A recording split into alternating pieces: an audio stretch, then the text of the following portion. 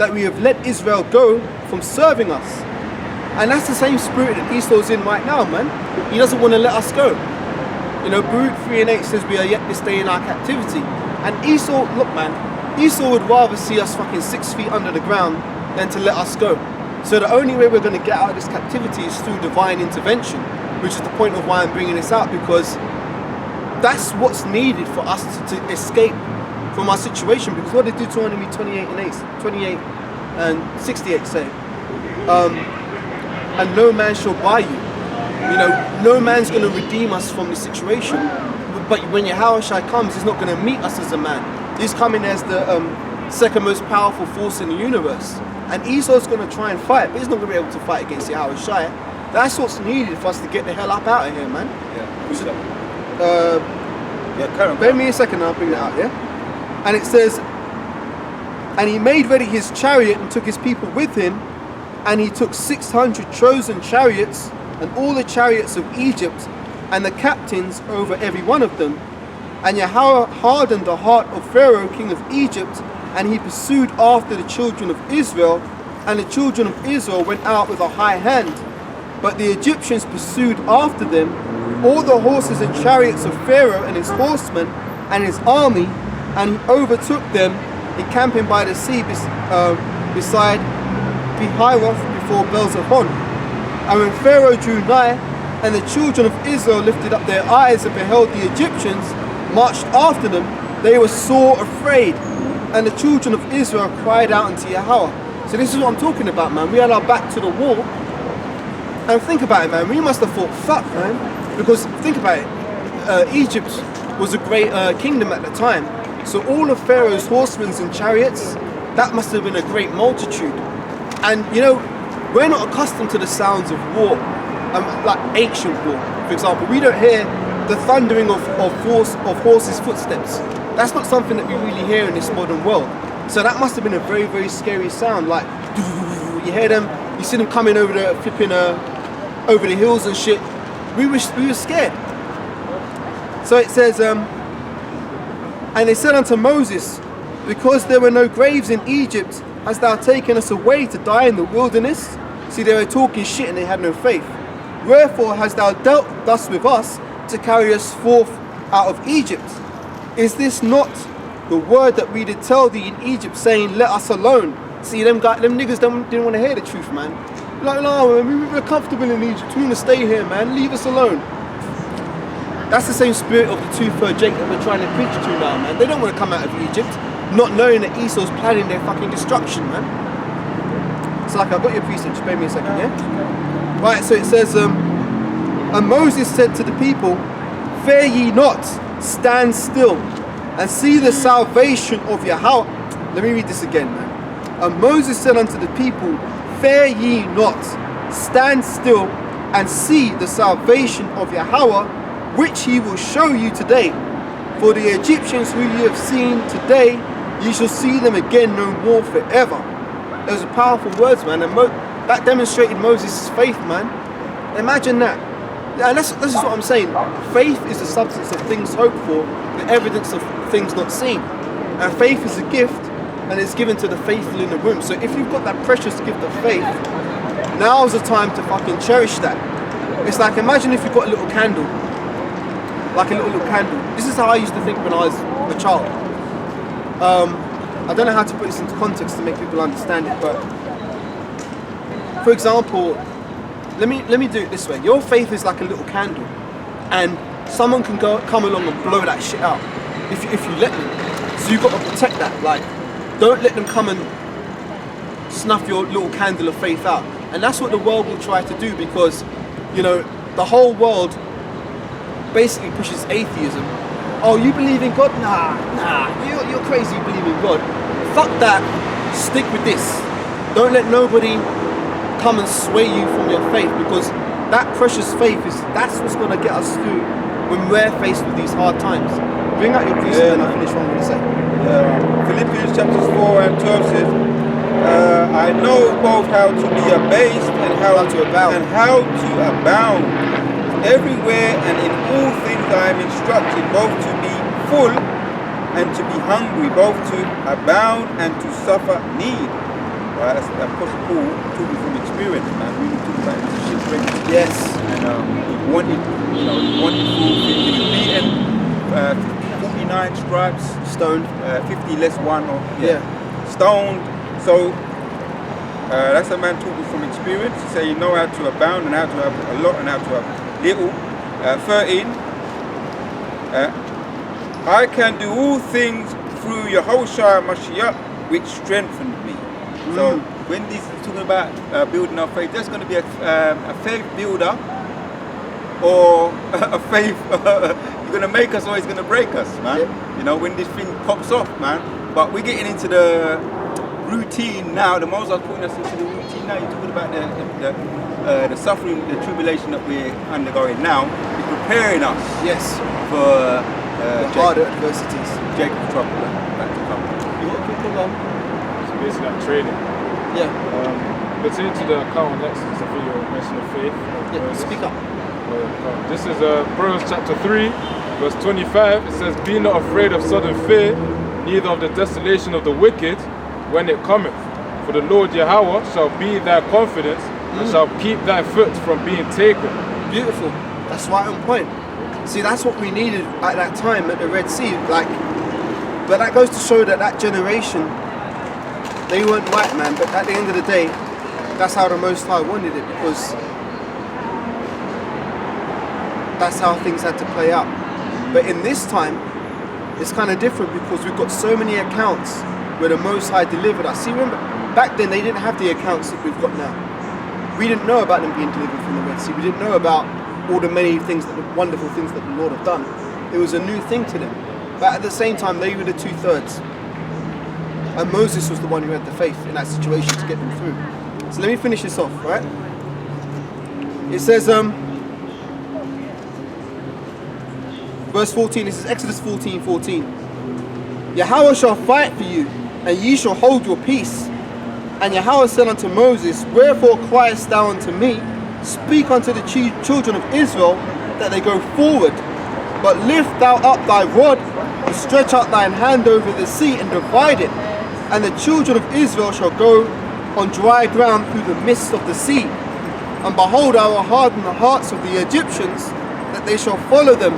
And I will get me honor upon Pharaoh, and upon all his hosts, upon his chariots, and upon his horsemen. And the Egyptians shall know that I am Yahweh, when I have gotten me honor upon Pharaoh, upon his chariots, and upon his horsemen. And the angel of the Most High went before the camp of Israel, and removed and went behind them. And the pillar of the cloud went before their face, and stood behind them. So basically there's a chariot overhead guiding us. Again, that's something that, when you watch the movie The 10 Commandments, they'll show the scene of, Charlton Heston standing at the sea, and the sea being parted, but they don't show the chariots. Now, I don't think that the Edomites don't know that the chariots were present. It's just they choose certain things to show, they choose certain things not to show. Because if they were to show the real truth, if they showed the Israelites as actually being Negroes, Latinos, Hispanics, and not these Edomites all gathered together, if they showed the chariots overhead, if they showed the reality of it, they're scared that people would wake up of it. The whole truth. I was watching a documentary talking about chariots yesterday, right? And they were saying that there was actually the military, right? The American military had confrontations, and they was wondering if they should shoot at it. And the commander gave a command to shoot at the chariot, and the chariot just took down three of their fighters. They fought back. Fired back. 6 of their planes, 12 of their pilots. So there's incidents. It's coming out more and more where they've tried to disable, they've tried to attack them, and they've been. Most has dealt with them, man. Good, So that's you're talking about now about the Red Sea. Yeah. Look, the Valley of Suez. The Gulf of Suez. Yeah. Gulf of Suez. It's basically talking about divine intervention. Yes, that's what I'm getting to. And that precept that he brought out is alluding to divine intervention. Yeah. The ultimate divine intervention when Yahushua comes back. But these are little appetizers, little faith boosters, and that's why I'm saying, with all the tribulations that we're going through now in our everyday lives and the tribulations that we're going to have to face, always remember that the divine intervention is That's a card that's on the table, man. Right. That's a possibility for us. The other nations don't have that hope. That's something that we're blessed to have, you know, because we're Yahweh's chosen nation, and Lord willing, we're His chosen elect. Let me finish this off. So it says, verse 19, Exodus 14:19, and the angel of the Most High, which went before the camp of Israel, removed and went behind them, and the pillar of the cloud went before their face and stood behind them, and it came between the camp of the Egyptians and the camp of Israel, and it was a cloud and darkness to them, but it gave light by night to those, so that one came not near to the other all night. So basically the chariot created like a barrier where the Egyptians couldn't get close to us. So this is what I'm saying, divine intervention, man. But at the time, before that happened, we were thinking, shit, you know, we're done. We're caught between a rock and a hard place, which is why in our everyday lives, with what's coming down the pipe for us, we may be in dire straits, dire situations where we think there's no possible way out, but the Most High is going to make a way. And the flesh is going to be Trembling. The flesh is going to say to you, do that. You know, jump out the window. Or, you know, wherever the flesh is going to be telling us. And the Most High is going to, the right hand side is going to be saying us, no, don't listen to the flesh. Because the flesh is wicked, the flesh is going off. Stand your, as it says, the opening of that. Stand still and see the salvation of the learn about it, innit? Can't, you know? I just want to know the truth about the black man. So, and Moses stretched out his hand over the sea, the Bible, but the Bible and Yahweh caused the sea to go back by a strong east wind all night, and made the sea dry land, and the waters were divided. And the children of Israel went into the midst of the sea upon dry ground, and the waters were a wall unto them on their right hand and on their left. Now that's actually a spiritual thing, because Ariel, tell them they want to discount. that's actually a spiritual thing, a bit of a deeper topic, but I'm going to put it out there. When the nation of Israel passed through the Gulf of Suez, when the waters were on each side, that basically represented the baptism of the nation. But that's a bit of a deeper topic. But the point is that the Most High holds still the floods. That's an impossible thing, man. Like we've got the live stream, the elder's going to come in that later. If you're around or whatever, yeah? I'm about to move recently, innit? And obviously I'm learning my stuff too, innit? Yeah. Right. That was an impossible thing, man. Tell me one other time in history, like when has the so-called Edomite ever been able to do that? To divide the seas and make it dry land to go across in a matter of moments. Think about it. If Esau was to get his technology and to make a little path between two seas, the land wouldn't be dry instantly like that. That was in a moment, you know. So we passed through on dry ground.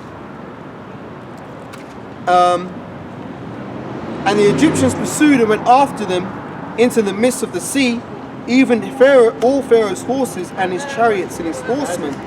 And it came to pass that in the morning watch Yahweh looked unto the host of the Egyptians through the pillar of fire and of the cloud, and troubled the host of the Egyptians, and took off their chariot wheels, that they drave them heavily. So the Egyptians said, let us flee from the face of Israel, for Yahweh fighteth for them against the Egyptians. So they started to realize, hang on a minute, man, this is some spooky spiritual power we're coming up against here. Maybe we shouldn't be messing with these people, right?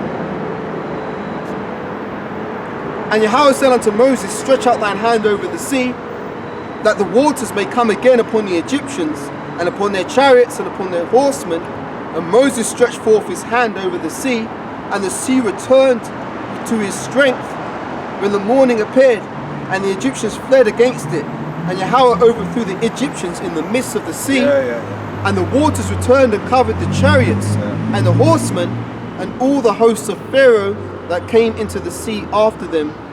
There remained not so much as one of them. But the children of Israel walked upon dry land in the midst of the sea, and the waters were a wall unto them on their right hand and on their left. Thus Yahweh saved Israel that day out of the hand of the Egyptians, and Israel saw the Egyptians dead upon the seashore. Right. And Israel saw the great work. This is the point, man. Verse 31. And Israel saw that great work which Yahweh did upon the Egyptians, and the people feared Yahweh and believed Yahweh's and his servant Moses. Right. Now this is beautiful, because the scriptures say Moses was one of the most meek men. right? It could have been easy at that moment for Moses to take the glory, man. Yeah, man. And then the Egyptians came and I put up my hand and I parted the seas. No, Moses didn't do that, man. He gave all glory unto Yahweh B'Hashem Yahushai. So, in this time, right, with what we're going to go through, Lord willing, the Most High will deliver us, and it's His glory that will be seen. Yeah. No, it's not going to be like, oh yeah, well, you know, Caleb, yeah, he done this and he done that. Nah, all glory be to Yahweh B'Hashem Yahushai. So, my point being, we're going to be put in, hard circumstances, precarious situations, but the Most High's glory will be seen when He delivers us out of those things. You got a precept? Yeah, as what he said, Moses did say to, Yahweh said to Moses, "For this cause I have raised him up, so that he can see my power." Yes. And you know that point about the Gulf of Suez, that's documented. Yeah. Esau knows about those chariots, the wheels. They found the wheels at the bottom of the sea. Of the sea. That's right. So that's documented, and as well as the faith loses to us, that's he knows that it really took place. Yeah. You know, because they do things not by faith, but by they have to sight. go into the carnal side of things. You know. I've got another precept here, another account, which is a good thing. This is why it's blessed is he that readeth, man. When you hear of these accounts of our ancient ancestors and forefathers, the things they went through and they came out of, this should all be faith boosters to us, man. So this is Acts chapter 12. Let's read about Acts 12 from verse 1. Now about that time Herod the king stretched forth his hands to vex certain of the church. Now what did the scriptures say? That which have been is that which shall be.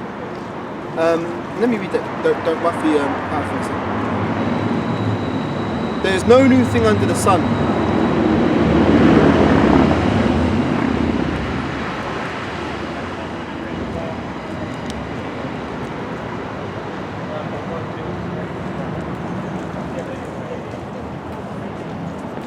And I'll roughly paraphrase.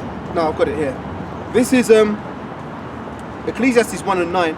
The thing that hath been is that which shall be, and that which is done is that which shall be done, and there is no new thing under the sun. Is there anything whereof it may be said, see, this is new? It hath been already of old time, which was before us.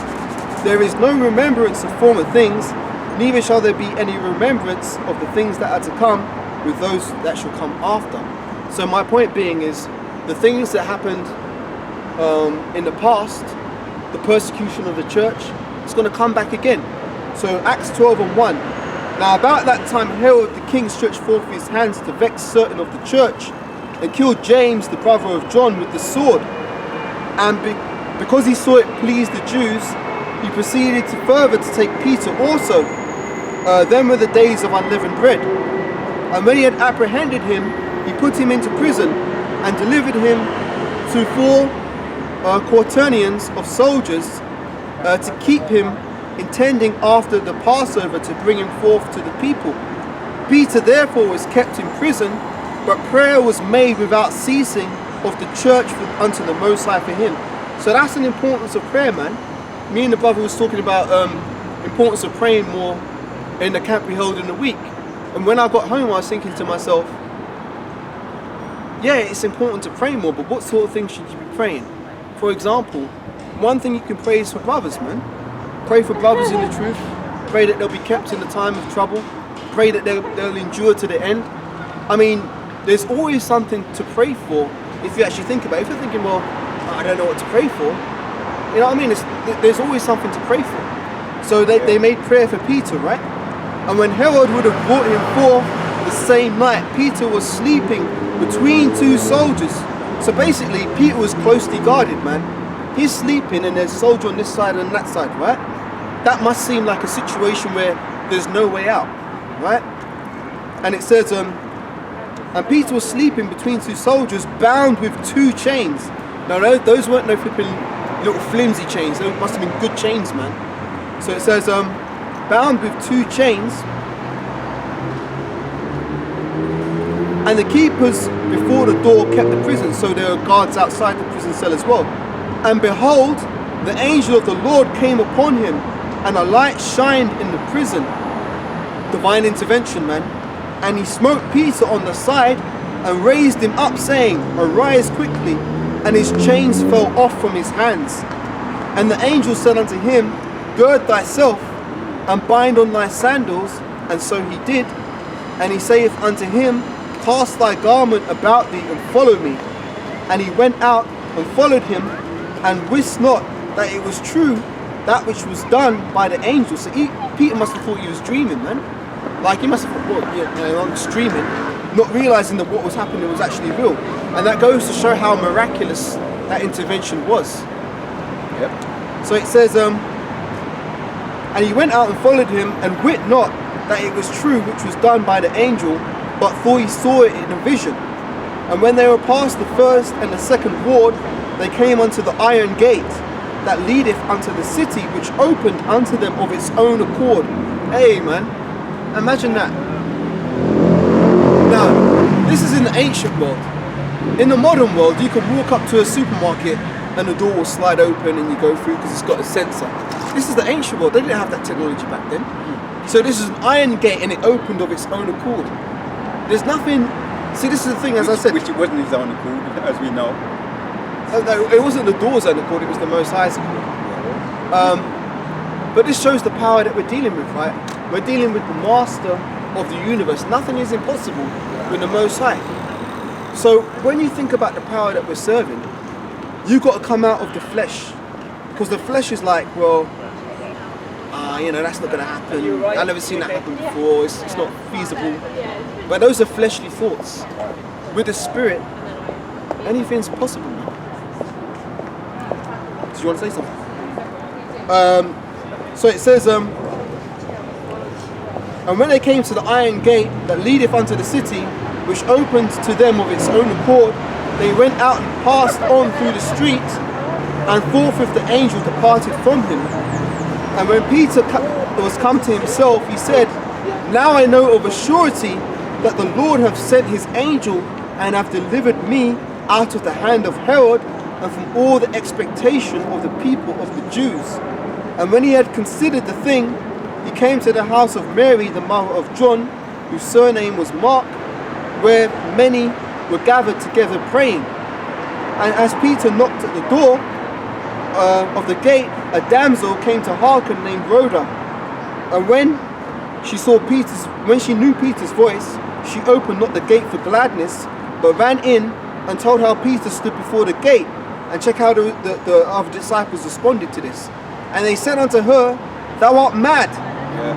And again, it's a testimony of a woman. That's the flesh as well, isn't it? It's the flesh, and also it's a woman. So if it was a man who had said, yeah, Peter's outside, maybe they'd have taken it a bit more seriously, but it's, a testimony of a woman don't really count for much. They're like, what are you talking about, man? Peter's in prison, man. And they said unto her, Thou art mad. But she constantly affirmed that it was even so. Then they said, It is his angel. So they must have thought that, maybe Peter had been put to death or something, and she saw a spirit maybe. But Peter continued knocking, and when they had opened the door and saw him, they were astonished. So even they thought it was impossible for Peter to get out of the bind that he was in, man. Now I want to put this out there because, again, going back to the point of what we were saying, is the glass half empty, is the glass half full? Let's say Esau catches you and he's put you in a detention center or whatever, tried to force you to renounce the Lord, tried to force you to take the mark, and you've resisted him constantly, right? Yeah. So then Esau's only solution is, you know what, man? If these guys aren't going to be with the New World Order, we're gonna take them off the earth. So let's say you're there, you're being lined up to be guillotined, right? And you're thinking, okay, this is it. This is my time. They might put your head in the guillotine and be ready to pull the chain to let the thing snap down. Yeah. When they pull that chain, something miraculous could happen, like the chain snaps, so that the guillotine don't come down. Or maybe the guillotine even come down and it hits your neck, but it doesn't kill you, because in that moment, maybe the Lord will give you spiritual power, so that it has no, it doesn't cut you. Or maybe you get guillotined, and then the Most High can put your spirit right back in your body and you come back to life again. Who knows how the Lord may have it play out. But what I'm trying to encourage brothers into is to get out of to start thinking outside of the box of what's possible in this realm of reality. Because in the times to come, we're going to see a lot of supernatural stuff. We're going to see a lot of strange phenomena. I mean, we're even seeing it right now. For example, seeing the chariots, that could be considered a very strange phenomenon, man. Because going by the rudiments of the world, going by what we were taught in Esau's public fool system, we shouldn't be seeing things flying in the sky like that. That should be completely out of the sphere of possibility. But we're seeing the chariots with such frequency. We're seeing them more and more as the time progresses. That it's almost like, oh yeah, I saw a chariot today. I remember once upon a time, oh shit, there's a chariot. I mean, yeah, you still do get excited, but like now it's like, yeah, chariot, man. We're kind of cool with it. So my point is that in the times to come, things are going to get a lot more spiritual. Yeah, you know the precept we just read, right? Peter being arrested. That reminds me of when we was arrested, where we used to be. And I was thinking about that, right? Because when the police came, I remember it. I was thinking about it, right? When the police came, they came and they're just like, "You're arrested," right? Took out the handcuffs. You know what I was thinking? Firstly, the flesh was thinking, if I run, they ain't gonna catch me. That's what I was thinking, right? But my mind said, nah, man, right? And I let them cuff me behind, put me in the car, and one of the scoffers came up to the car, right? This was like, Moses said, I'm throwing you in the deep end. I just felt like the Moses said, what I want to see what you're gonna do. I was in the car, some scoffer came up and said, you see? This is what I said, looking in my eyes, he said, you see? That's not the way to go about doing it. And I was sitting there, right, and I'm saying, I ain't getting into no argument now, mate. Right, I'm thinking, and his wife was with him, right? His wife is supposedly a solicitor, right? But cut a long story short, so they took me. I was in the car, they were driving me down, right, to the station. And the guy, the officer, a young guy, this guy must have been like one of them new police officers. He said, ain't your arm hurting ya? In the cuffs and all that. I said, don't worry about me. I said, you got bigger things to worry about. Yeah. That's what I said. So like, it's what actually, it's like, even though I wasn't prepared for it, I wasn't prepared for it, I kind of knew that I'm in a hopeless situation. I knew that I just, I was numb. Yeah. You understand? And I didn't react carnally. So when they took me out, the police officer, the head officer, the young guy took me to the head officer. He said, why you got him in cuffs? I was the only one cuffed out of everybody, you know. He said, why you got him in cuffs? Take the cuffs off, right? And the young officer said to me, he said, what do you think this is? This ain't America, you know. The man was laying into me, the young guy, because he's young, innit, right? So the officer, I said, what's your name? I said, I want to see my, because I know I used to get, you know I want to see my solicitor.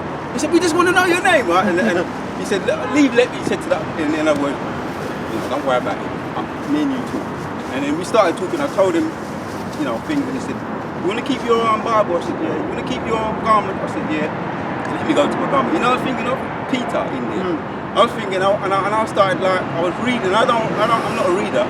I was reading something, and I remember the precept. But the point is, in the back of my mind, we was in there for 24 hours as well. Yeah. Right? And in the back of my mind, I said, boy, I know I'm going to get out. When am I going to get out? They come, you want some food? I said, no. But I didn't want no food. I lost my appetite. You understand? Didn't want to go to the toilet, none of that, right? I just read, right? And when I stopped reading, I fell asleep sitting up, and I woke up again. I started reading again. Fell asleep. So next thing I know, boom, boom, boom. All right, you've been released, right? No, sorry, Slakia. They came and they gave me an interview. They interviewed me about the sign, the chariot sign. What did they ask you about it? Right, so they said, you know what it looks like there? I'm not going to say everything. What it looks like there? I said, yeah, it's in the Bible. I said, it's in the Bible. Is that the instruction? The chariot one, where we used to have it, where you see Esau get his head cut. Oh, right. That's what they was mainly concerned with that. And you know what? When I went to camp, I said, that's the one I want. I said, please get me that chariot one, because I used to have dreams about them and I used to see them. Get me that chariot sign. And that's the chariot sign that was really focused. So it was focused on me having the guy holding it. Okay. To this day, they still got that sign in this day. So the point is, right, that you might think you can't deal with it when it's going to come. You might think that you can deal with it. you don't really know how you're gonna deal with it until it happens to you. Yeah. You understand? So, but the point is, all these are gearing us up to That the point. yeah. That point. And there will be any divine intervention, but the Most High not giving you any kind of clues. Just wait on Him, and next thing you know, next morning, right, I've seen in my clothes and thing, bed hard, can't even properly get proper sleep. Boom, boom, boom, boom. I went outside. I'm thinking, them man, they all gone, right? I saw all the brothers. They, where you been at? They let me out last. So I said, I forgot something. I went back to the station. Said, you can't get back in here now. But you know, I had a dream of that. I went to that station and I broke that place up. That's the vision I had. I had a dream about that. But that's it. That was divine intervention, man. You know, even though it seemed like, man, I might have to go to court and shit. It's like everything they was saying about everything was like a fucking dream. And I was out there. Next thing I know, I was out there back with the brethren. Them next week, I couldn't wait to go back, just to make my point. You understand what I'm saying? And they came next week again. You know, some CID came up and he said, "What's your name?" And I had to tell him. They didn't know my name. I had to tell him my true name. He said, "Okay, what's your name?" And I went up to everybody to and they know your name, but they want to see if you give them the right name and address. So they went and they checked everything up. Oh, yeah, it's them again. We can't do nothing about it. And they left us, and we carried on doing it from then. Every week we was there, and that was it. But we broke the ground. We broke ground there in that place. We kind of broke ground. Yeah. And you know what was my main issue? My own real issue was that former convicts. That was what I was my main worry. Oh, they might. You understand? And like I thought, because I kind of turned over a new leaf. I went into Christianity, and I said, I'm never gonna deal with beasts again. Little do I know, when I come into this church, I have to deal with beasts again. But the most I said. But at least you're dealing with it in the right way now. When you was in the world, you was dealing with it on the left-hand side. Now you're dealing with it the righteous way. So you're not. Well, this is Go on. This is the interesting thing about the truth,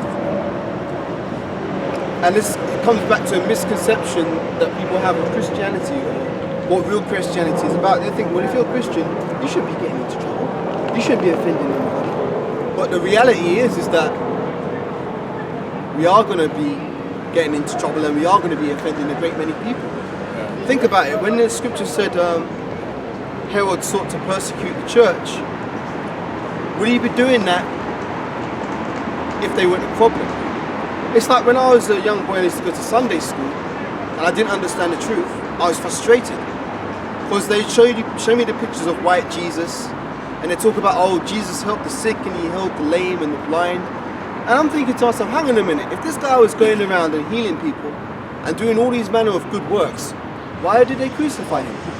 And the Christian church could never give the answer for that. Like, why was Yahushua crucified if he was just healing people? It's okay, it's okay. Causing any trouble? See, it was his doctrine that was the problem.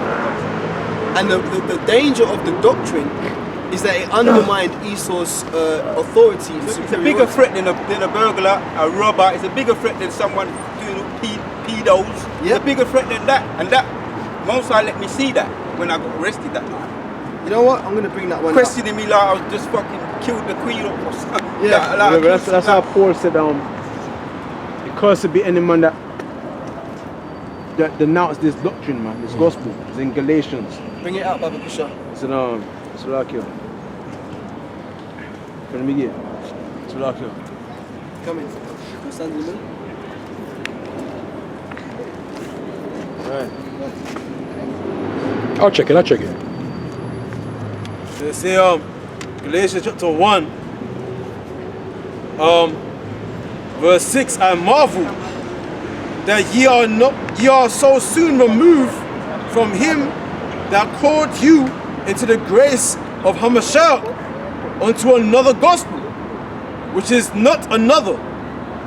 But there be some that trouble you and will pervert the gospel of Hamashiach. Right? And when you get perverted from this truth, this